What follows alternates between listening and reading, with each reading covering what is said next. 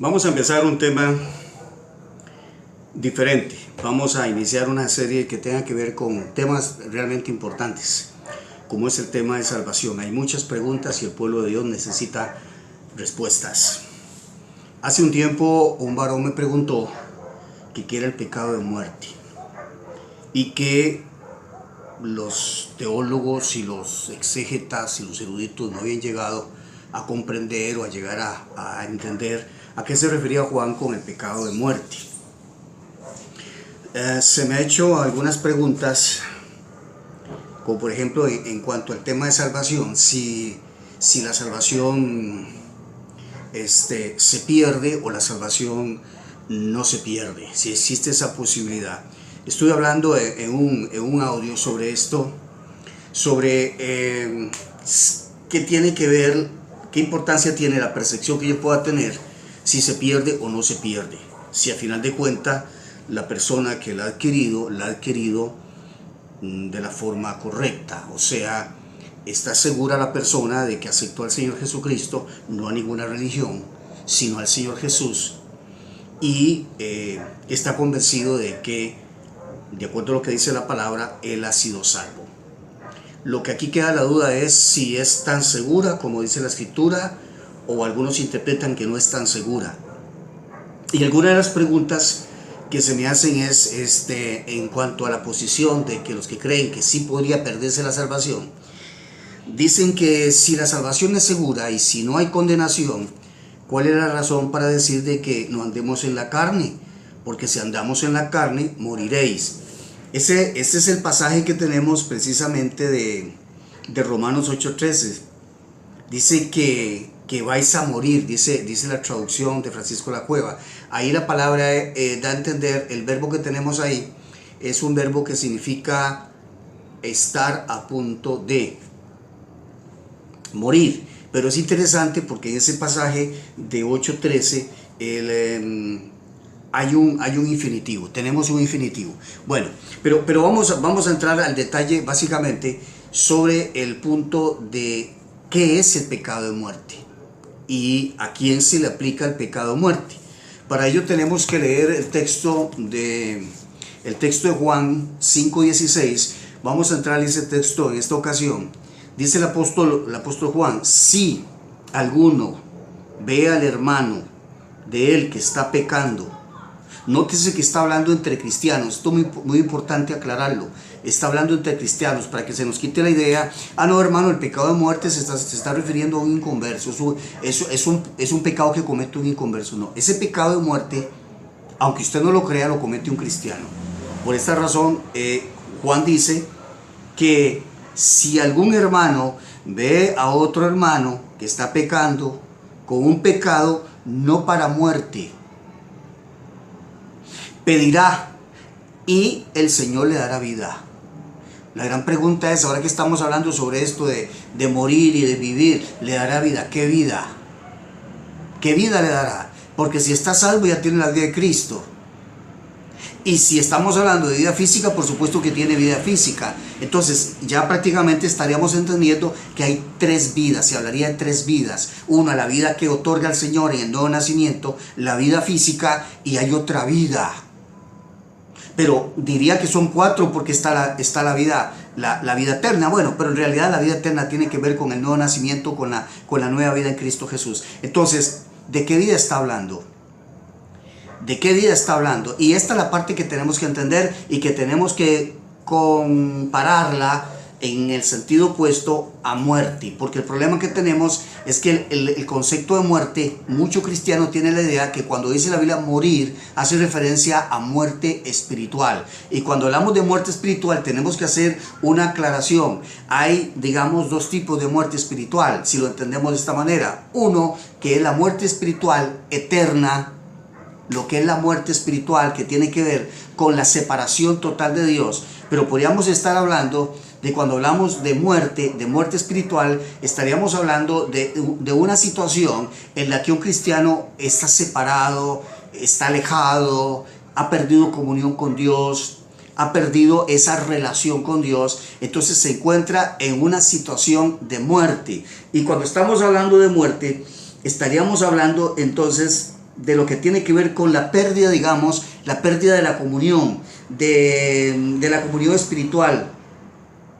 Y que, por supuesto, en esa situación y ese estado podría estar, depende de la situación en que se encuentra, en una posición de peligro de juicio. Y esto es muy importante entenderlo. Hay juicio para el cristiano aquí, en este momento, en vida, porque siempre que hablamos de juicio pensamos que estamos hablando del juicio final o del juicio, el juicio eterno. Estamos hablando del juicio de las obras o el juicio ante el tribunal de Cristo. Pero hay un juicio aquí en la tierra y es un juicio que se le aplica al cristiano. Y es evidente que el pecado de muerte tiene que ver precisamente con ese juicio que tiene que ver con la vindicación de la honra y el carácter de Dios. Que estoy diciendo que Dios castiga al cristiano.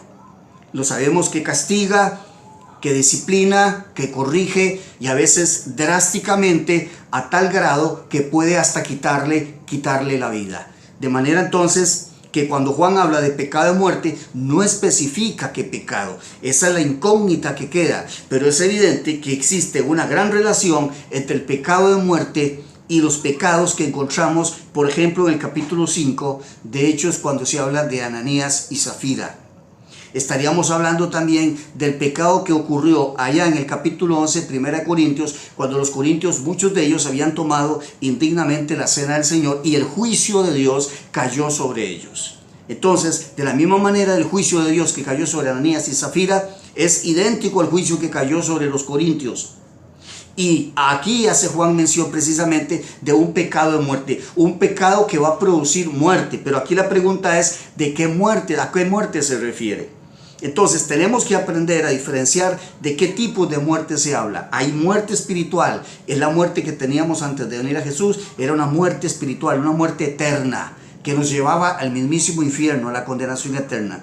Ya en Cristo Jesús, pues ahora hemos sido librados de esa condenación, que nos llevaba al infierno. Pero cuando estamos hablando de juicio, vamos a entender que Dios no va a pasar por alto el pecado de los cristianos. Y cuando hablamos de seguridad de salvación, no estamos hablando de que tenemos seguridad en el sentido de que Dios no nos vaya a corregir, que Dios no nos vaya a disciplinar y que Dios no nos vaya a castigar. Y en casos extremos, que Dios no vaya a ejecutar un juicio de castigo directo en la persona y en cuanto a su vida física. No sé por qué hemos descartado la posibilidad de que Dios pueda quitar la vida a un cristiano. Y uno tiene que ponerse a entender el pasaje de Juan, cuando está diciendo Juan está diciendo que no se pida. Y uno se pone a pensar, pero ¿cómo no se pida? Mira, pero si ese hermano está en un pecado de muerte, con mayor razón deberíamos pedir por él para que Dios lo libre. Y el mismo Juan dice, no pida, está en un pecado de muerte. ¿Qué significa esto? Y quiero rápidamente, ya que se me termina el audio, hacer una referencia al capítulo 12 de 2 de Corintios, básicamente en el versículo 21, cuando el apóstol Pablo, muy triste, lamenta la situación de algunos corintios, que dice que ellos han pecado, dice que a los que antes han pecado y no se arrepintieron. O sea que estamos diciendo que estos cristianos habían caído en ciertos pecados de inmoralidad y no se habían arrepentido. Y uno se queda pensando y dice, uy, cualquiera dice, bueno, esos van para el infierno, esos están condenados. Pero la situación que se presenta aquí es que hay un juicio sobre ellos y deja entrever, no lo dice la Escritura, no lo dice exactamente de que Dios les va a quitar la vida, pero por la forma de expresarse Pablo cuando él dice que él llorará por algunos de ellos, que lamentará por algunos de ellos, es evidente que el apóstol Pablo está diciendo, no se arrepintieron, no quisieron reconocer, Dios los va a castigar. Y de la forma en que Dios los va a castigar, va a ser quitarles la vida. Por eso él lo va a lamentar. Sin embargo, ahí termina, no hay más nada, no explica más nada, no le dice a los cristianos, miren que estos van para el infierno, que estos se van a condenar, y por cuanto se van a condenar, pues tengo que aquí explicarles bien la situación, esa es la razón. Entonces, por ahora, vamos a entender este punto. Existe un pecado de muerte, y es el pecado que obviamente tiene una relación con el endurecimiento del corazón, donde esa persona no quiere reaccionar, cuando esa persona sigue reincidiendo, y entonces Dios, que es dueño de su alma, esta parte vamos a tratarla luego, vamos a tratar el asunto de propiedad, cómo nosotros como hijos de Dios somos propiedad de Dios. Pero el concepto que nosotros tenemos y la visión que tenemos de un cristiano es el cristiano que anda en santidad, es el cristiano que no comete pecados, el cristiano que ayuna, que ora, que anda en temor. Pero en la realidad sabemos que no es así. En la realidad sabemos que estamos con muchos errores, con muchos problemas, podemos caer en situaciones muy difíciles. Y simple y sencillamente Ananías había mentido, había permitido que Satanás llenara su corazón y llegó y mintió. Y Dios consideró que ese pecado había que corregirlo de una forma drástica y les quitó la vida, para ejemplo de ellos. Los corintios, ¿qué pasó con los corintios? En vez de considerar la cena del Señor como algo realmente que tenía que tomarse con dignidad y sobre todo con pleno conocimiento de lo que estaba sucediendo ahí, no lo tomaron así. Lo tomaron en poco y vino el juicio y algunos dicen que durmieron. Entonces es importante entender este punto para darnos cuenta también que cuando se nos dice que hay pecado, que hay muerte, andar en la carne, está haciendo una clarísima referencia a la muerte física de esa persona. Va a ser cortada aquí de la faz de la tierra como una forma de castigar Dios a su pueblo, claramente como lo menciona en Primera de Pedro y también en Hebreos 10, que es otro pasaje que luego vamos a analizar.